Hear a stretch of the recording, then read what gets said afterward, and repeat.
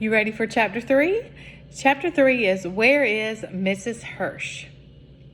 The days of September passed, one after the other, much the same. Anne-Marie and Ellen walked to school together and home again, always now taking the longer way, avoiding the tall soldier and his partner. Kirsty dawdled just behind them or scampered ahead, never out of their sight. The two mothers still had their coffee together in the afternoons. They began to knit mittens as the days grew slightly shorter, and the first leaves began to fall from the trees, because another winter was coming. Everyone remembered the last one. There was no fuel now for the homes and apartments in Copenhagen, and the winter nights were terribly cold. Like the other families in their building, the Johansons had opened the old chimney and installed a little stove to use for heat when they could find coal to burn. Mama used it too, sometimes for cooking, because electricity was rationed now. Remember, ration means given just a little bit at a time, okay? At night, they used candles for light. Sometimes Ellen's father, a teacher, complained in frustration because he couldn't see in the dim light to correct his students' papers. "Soon we'll have to add another blanket to your bed," Mama said one morning as she and Anne-Marie tidied the bedroom. "Kirsty and I are lucky to have each other for warmth in the winter," Anne-Marie said. Poor Ellen to have no sisters." "She will have to snuggle in with her Mama and Papa when it gets cold," Mama said, smiling. "I remember when Kirsty slept between you and Papa. She was supposed to stay in her crib, but in the middle of the night she would climb out and get in with you," Anne-Marie said, smoothing the pillows on the bed. Then she hesitated and glanced at her mother, fearful that she had said the wrong thing, the thing that would bring the pained look to her mother's face. The days when little Kirsty slept in Mama and Papa's room were the days when Lise and Anne-Marie shared the bed. But Mama was laughing quietly. "I remember too," she said. "Sometimes she wet the bed in the middle of the night."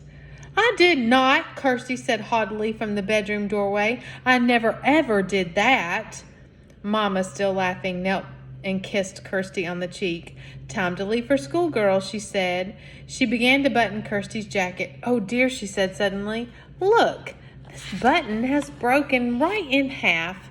Anne-Marie, take Kirsty with you after school to the little shop where Mrs. Hirsch sells thread and buttons. See if you can buy just one to match the others on her jacket. I'll give you some kroner. It shouldn't cost very much."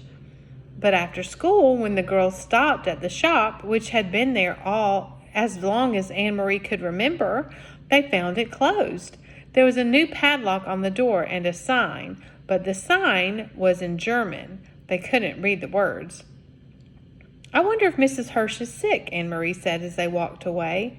"I saw her Saturday," Ellen said. "She was with her husband and their son. They all looked just fine. Or at least the parents look just fine. The son always looks like a horror," she giggled. Anne-Marie made a face. The Hirsch family lived in the neighborhood, so they had seen the boy Samuel often. He was a tall teenager with thick glasses, stooped shoulders, and unruly hair. He rode a bicycle to school, leaning forward and squinting, wrinkling his nose to nudge his glasses into place. His bicycle had wooden wheels now that rubber tires weren't available, and it creaked and clattered in the street. So they can't get sugar, they can't get rubber for the tires, they can't get coffee, electricity is rationed. So many things they can't get that they were used to having before. "I think the Hirsches all went on a vacation to the seashore," Kirsty announced. Do you think they did? "And I suppose they took a big basket of pink frosted cupcakes with them," Anne-Marie said sarcastically to her sister. "Yes, I suppose they did," Kirsty replied.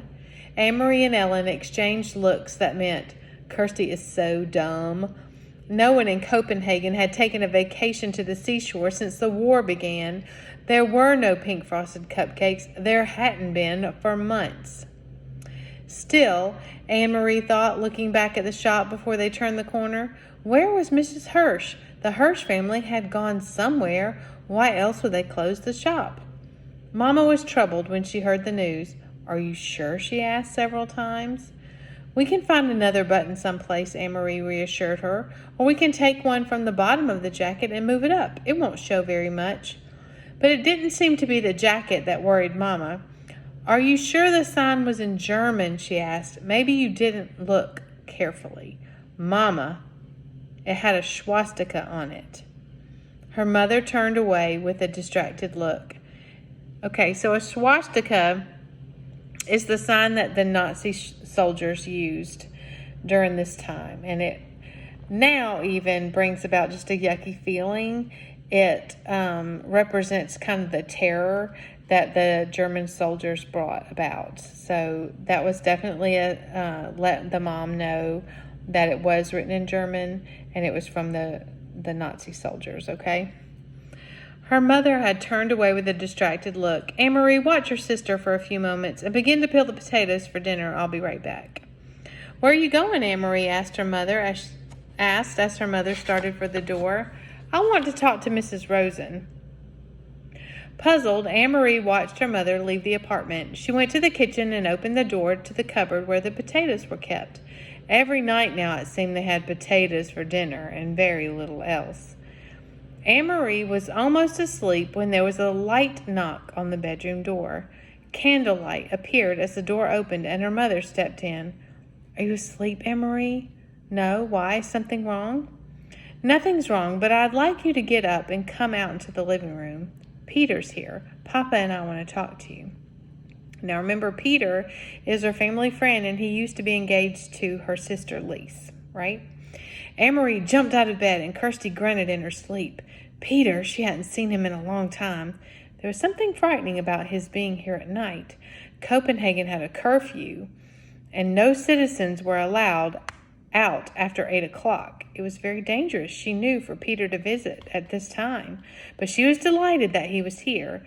Though his visits were always hurried, they almost seemed secret somehow, in a way she couldn't quite put her finger on. Still, it was a treat to see Peter. It brought back memories of happier times, and her parents loved Peter too. They said he was like a son. Barefoot, she ran to the living room and into Peter's arms. He grinned and kissed her on the cheek and ruffled her long hair. "You've grown taller since I saw you last," he told her. "You're all legs." Anne-Marie laughed. "I won the girls' foot race last Friday at school," she told him proudly. "Where have you been? We've missed you." "My work takes me all over," Peter explained. "Look, I brought you something. One for Kirsty, too." He reached into his pocket and handed her 2 seashells. Anne-Marie put the smaller one on the table to save it for her sister. She held the other in her hands, turning it in the light, looking at the rigid, pearly surface. It was so like Peter to bring just the right gift. "For your Mama and Papa, I brought something more practical. 2 bottles of beer." Mama and Papa smiled and raised their glasses. Papa took a sip and wiped the foam from his upper lip. Then his face became more serious. "Anne-Marie," he said, "Peter tells us that the Germans have issued orders closing many stores run by Jews." "Jews?" Anne-Marie repeated. "Is Mrs. Hirsch Jewish? Is that why the button shop is closed? Why have they done that?" Peter leaned forward. "It is their way of tormenting. For some reason, they want to torment Jewish people. It has happened in many other countries. They have taken their time here, have let us relax a little, but now it seems to be starting." "But why the button shop? What harm is a button shop? Miss Hirsch is such a nice lady. Even Samuel, he's a dope, but he would never harm anyone. How could he? He can't even see with his thick glasses." Anne-Marie thought of something else. If they can't sell their buttons, how will they earn a living? "Friends will take care of them," Mama said gently. "That's what friends do." So you notice that Anne-Marie and her family are not Jewish, but Ellen and her family are.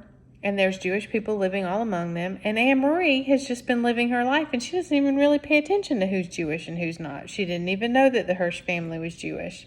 People are just living their lives, loving and caring for people because they're people, right? And so it's puzzling to her why the German soldiers would torment the Jewish people. Like, what do they care? What difference does it make? And that's what Peter was saying. It's just their way of them being mean. It's just them tormenting them. So they're closing down their businesses so they can't earn a living. And Mama explains to Anne-Marie that friends, because that's what friends do, friends will help take care of them. Anne Marie nodded. Mama was right, of course. Friends and neighbors would go to the home of the Hirsch family, would take them fish and potatoes and bread and herbs for making tea. Maybe Peter would even take them a beer. They would be comfortable until their shop was allowed to open again. Then suddenly she sat upright, her eyes wide. "Mama," she said, "Papa, the Rosens are Jewish too." Her parents nodded, their faces serious and drawn. "I talked to Sophie Rosen this afternoon after you told me about the button shop," Mama said. "She knows what's happening, but she doesn't think that it will affect them." Anne Marie thought and understood. She relaxed. "Mr. Rosen doesn't have a shop. He's a teacher. They can't close a whole school." She looked at Peter with a question in her eyes. "Can they?" "I think the Rosens will be all right," he said. "But you keep an eye on your friend Ellen and stay away from the soldiers. Your mother told me about what happened on Osterbrog." Anne Marie shrugged. She'd almost forgotten the incident. It was nothing. They were only bored and looking for someone to talk to, I think. She turned to her father. "Papa, do you remember what you heard the boy say to the soldier, that all of Denmark will be the king's bodyguard?" Her father smiled. "I have never forgotten it," he said. "Well," Anne Marie said slowly, "now I think that all of Denmark must be the bodyguard for the Jews as well." "So we shall be," Papa replied. Peter stood. "I must go," he said. "And you, Longlegs, it's way past your bedtime now," he said. He hugged Anne Marie again. Later, once more in her bed, beside the warm cocoon of her sister, Anne Marie remembered how her father had said 3 years before that he would die to protect the king. That her mother would, too. And Anne Marie, 7 years old, had announced proudly that she would also. Now she was 10, with long legs, and no more silly dreams of pink frosted cupcakes. And now she and all the Danes were to be bodyguard for Ellen and Ellen's parents and all of Denmark's Jews. Would she die to protect them? Truly? Anne Marie was honest enough to admit there was a darkness there in the darkness to herself that she wasn't sure. It's really scary, isn't it? For a moment she felt frightened, but she pulled the blanket up higher around her neck and relaxed. It was all imaginary anyway, not real. It was only the fairy tales that people were called upon to be so brave, to die for one another, not in real life, Denmark. Oh, there were the soldiers, that was true, and the courageous resistance leaders who sometimes lost their lives, that was true too. But ordinary people like the Rosens and the Johansons, Anne Marie admitted to herself, snuggling in there in the quiet dark, that she was glad to be an ordinary person who would never be called upon for courage.